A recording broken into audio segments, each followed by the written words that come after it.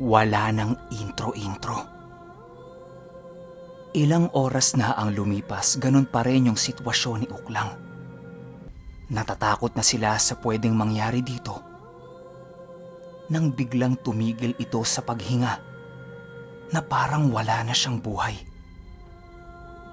Nakatutok silang lahat kay Uklang. Dahang-dahang umangat ang kamay nito at tumuro sa pintuan ng kubo. Sabay wika ng Sedes! Sedes!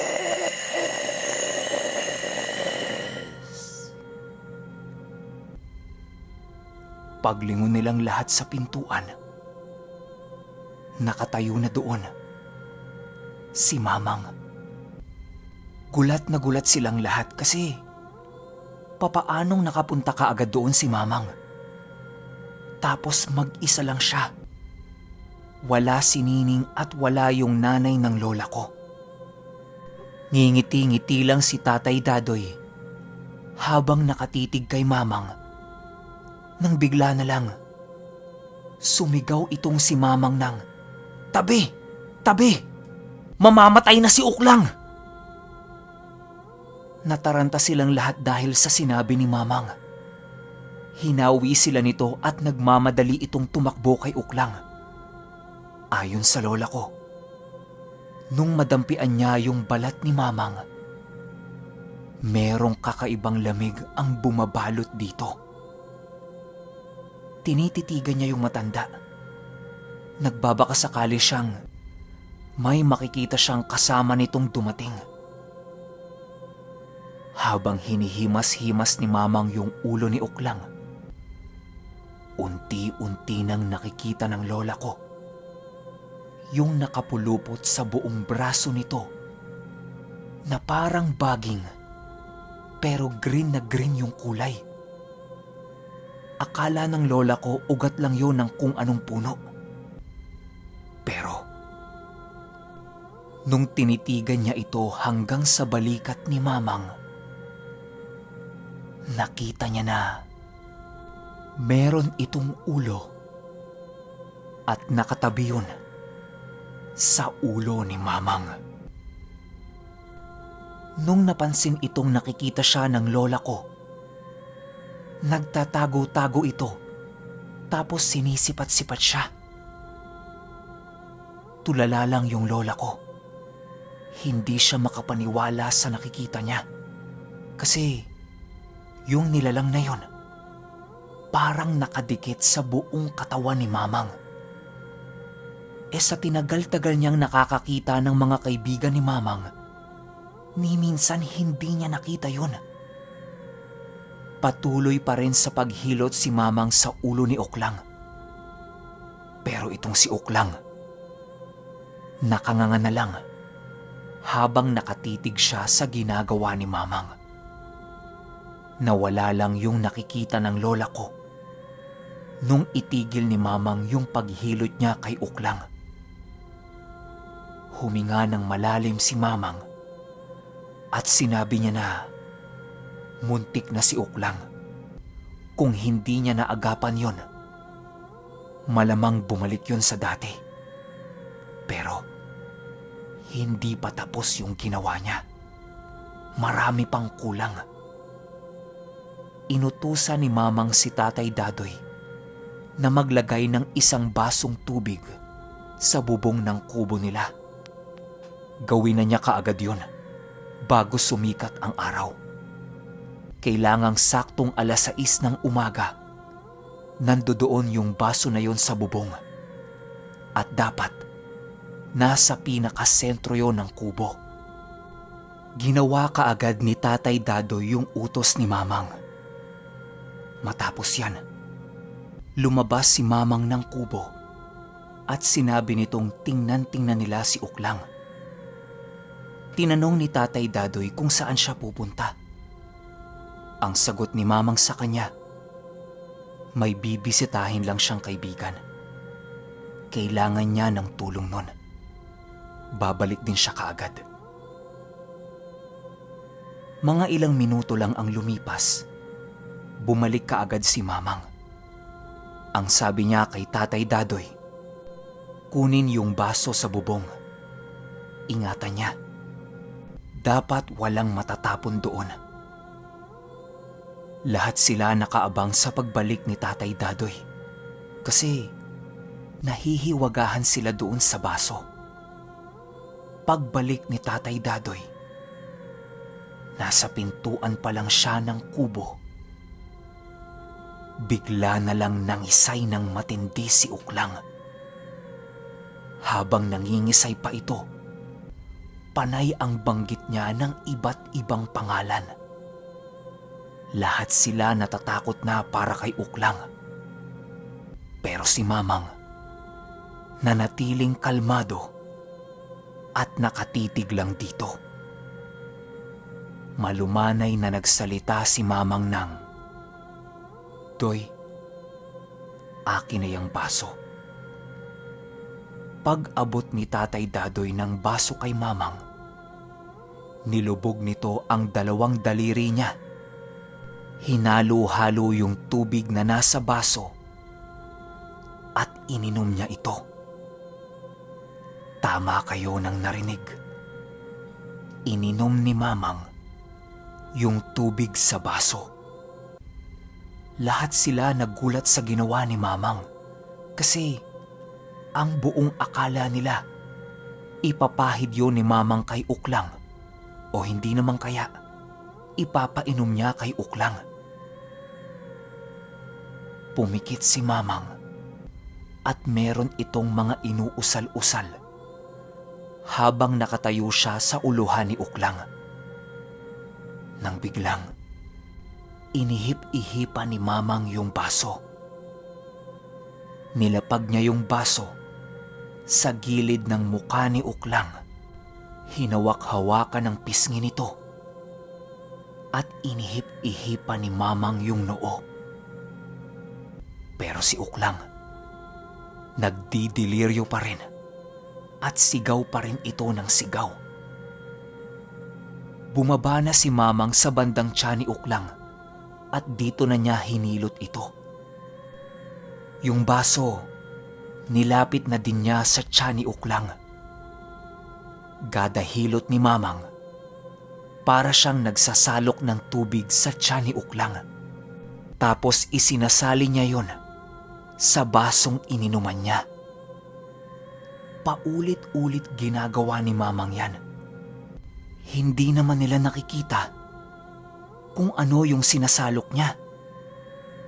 Kaso lang, ang lakas na ng pagwawala ni Uklang.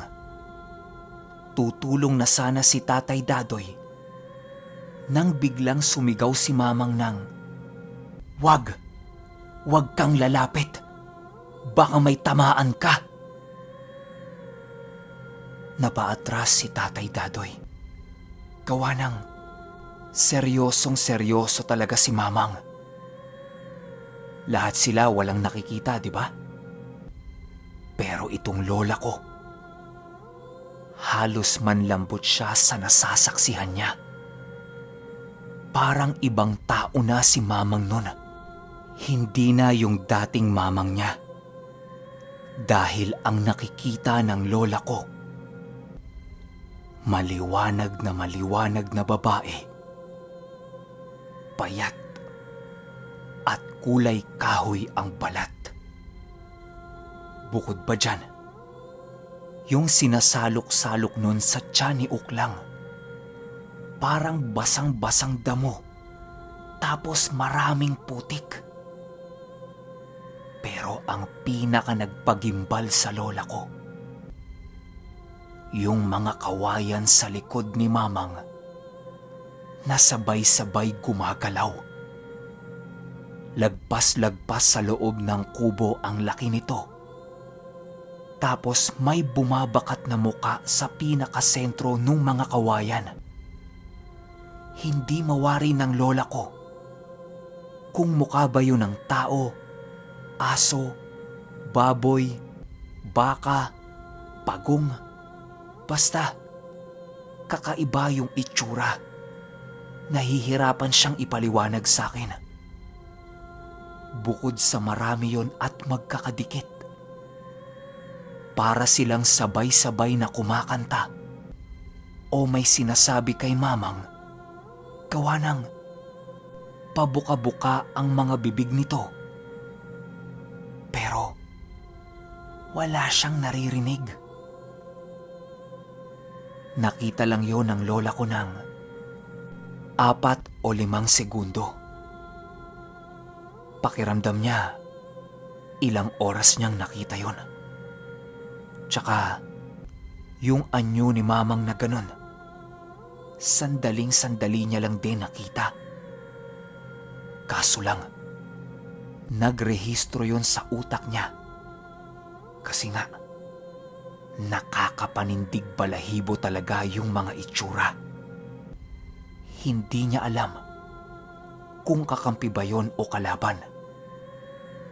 Mabuti na lang, nandoon si Mamang, kaya matik naman na kakampi yun.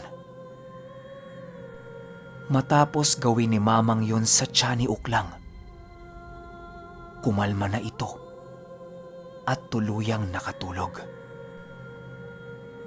Naaalala niyo ba yung baso? Di ba walang laman yon? Kasi ininom ni Mamang? Pagkuha ni Mamang dito, agad-agad tinapon niya yung laman nun sa labas ng kubo. Lahat sila kitang-kita na yung laman nun ay purong itim na putik at meron itong napakaraming buhok. Nilagyan kaagad ni Mamang ng tubig yung baso at nilinis niya yon. Sabay isinaboy niya doon sa putik. Nagmamadaling lumabas si Mamang para ibalik sa baso yung putik na yon. Bakit ginawa ni Mamang yan? Dahil kapag tumagal pa ng ilang segundo yung putik sa loob ng baso, babalik at babalik yun sa katawan ni Uklang.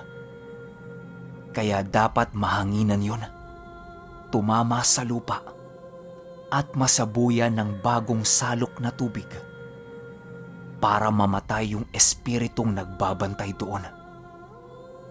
Kaya niya binalik sa loob ng baso para sabay niyang ibabaon sa lupa. Ang bilin niya sa lahat ng tao doon, kung saan niya ibabaon yon, wag na wag nilang bubungkalin. Hayaan lang nila doon. At bilin ni Mamang kay Tatay Dadoy, mamamatay ang lupang pagbabaunan niya nun. Kaya dapat malayo sa bahay niya. Pagsabi ni Mamang ng mga bilin niya, itinuro niya yung lupa na nasa tapat ng kubo ni Tatay Dadoy. Sapat na layo na yun para hindi maapektuhan yung ibang lupa ni Tatay Dadoy. Doon niya ibabaon yon sa pinakasentro para matingnan-tingnan din ni Tatay Dadoy. Kailangan niya kasing bantayan ng maigi yon.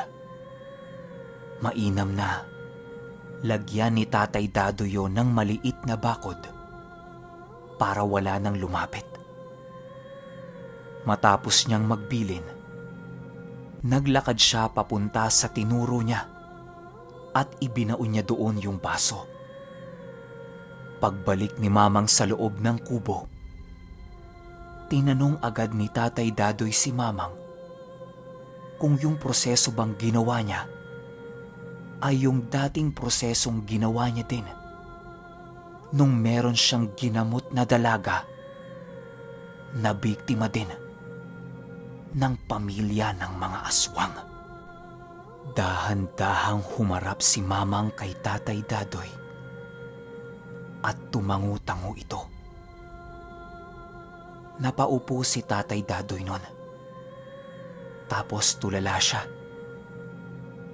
Tanong ni Tatay Dadoy kay Mamang, "Mang, bakit yun ulit? Wala na bang ibang paraan?" Tahimik lang si Mamang habang tulala. Maya-maya pa, sumagot ito kay Tatay Dadoy ng, "Wala na akong maisip na ibang paraan, Doy. Mamamatay kasi si Uklang kapag hindi ko ginawa yon. Nataranta din kasi ako. Huwag kang mag-alala. Akong bahala sa kanya." Hindi nila alam kung anong pinag-uusapan ng dalawa. Blanko sila pare-pareho. Hindi naman makapagtanong yung lola ko kasi parang wrong timing yun kung magtatanong siya. Mabigat din kasi yung nararamdaman nila. Umaga na pero wala pa rin kumikilos sa kanila para magtrabaho. Yung mga tauhan ni Tatay Dadoy nagsidatingan na. Kaso lang, dumating ang mga ito na merong masamang balita. Ayon dito sa unang tauhan niyang dumating, inikutan niya isa-isa yung mga bahay ng mga tauhan ni Tatay Dadoy para kumustahin ito at para sabay-sabay na din silang pumunta kila Tatay Dadoy.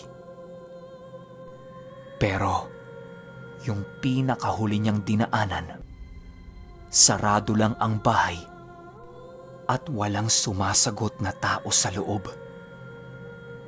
Halos 1 oras silang tawag ng tawag sa labas. Tapos binabato-bato nila yung bahay. Pero wala talagang sumasagot. Sa takot nila at pag-alala, sinira na lang nila yung pintuan ng bahay. Pagpasok nila sa loob, bumungad sa kanila yung mag-asawa na nasa pinakasulok ng bahay, magkayakap, nanginginig, at takot na takot sa kanila. Sigaw ng sigaw yung lalaki na para itong baliw. Tapos yung babae naman, sinisira yung gilid ng bahay nila na para bang meron itong tinatakasan. Kinakausap nila ang mga ito pero paulit-ulit yung sinasabi ng lalaki na, Nandiyan na sila! Nakapasok na sila! Mamamatay na tayo! Mamamatay na tayo! Natatakot ako. Natatakot ako. Ayaw pang mamatay.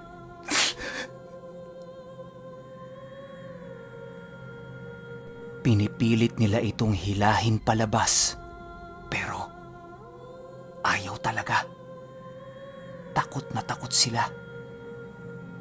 Wala naman silang maisip na ibang paraan para tulungan yon. Kaya tumakbo yung iba para sabihin kay Tatay Dadoy yung sitwasyon ng mag-asawa. Habang nagkukwento yung mga tauhan ni Tatay Dadoy, biglang sumingit si Mamang sa usapan nila. At ang sabi nito, wag na silang matakot. Siya na ang haharap sa mga yon. Natulala ang lahat ng tao sa bahay na yon habang pinapanood si Mamang na nag-aayos ng mga gamit niya. Singit ni Tatay Dadoy, Mang, hindi ka ba magpapahinga? Ang layo ng nilakad mo tapos ginamot mo pa si Uklang. Kaya mo ba? Pwede naman na ako na ang pumunta, Mang. Pahinga ka na lang. Ngumisi lang sa kanya si Mamang at nagsalita ng, kahit pagsama-samahin mo pa yung mga kamag-anak ni Uklang o kung sino mang aswang, engkanto, empakto o kahit ano pa, tatakbo sa akin yan. Sabay tawa. Dito na gumaan yung nararamdaman nilang matinding tensyon kanina. Nagpatawa na si Mamang Bumalik na yung dating siya.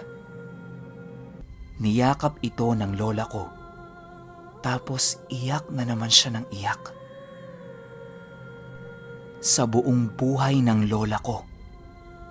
Ito na ang naging pinakamasayang tanong sa kanya na hinding-hindi niya malilimutan na nanggaling kay mamang. Tanong nito sa kanya, "Gusto mong sumama sa akin?" Okay, warningan ko na kayo Mahaba to. Pero every upload natin, sulit naman kasi 20 minutes. Kaya ang hihilingin ko lang sa inyo, huwag kayong mainip, huwag kayong magalit, at pahintay na lang. Okay? Yun lang, mahaba to warningan ko na kayo. Siguro mga 7 days straight or 8 days straight. Puro tayo mamang. Yun lang. Kita-kits tayo sa part 2. Dahil sobrang ganda nito. Salamat.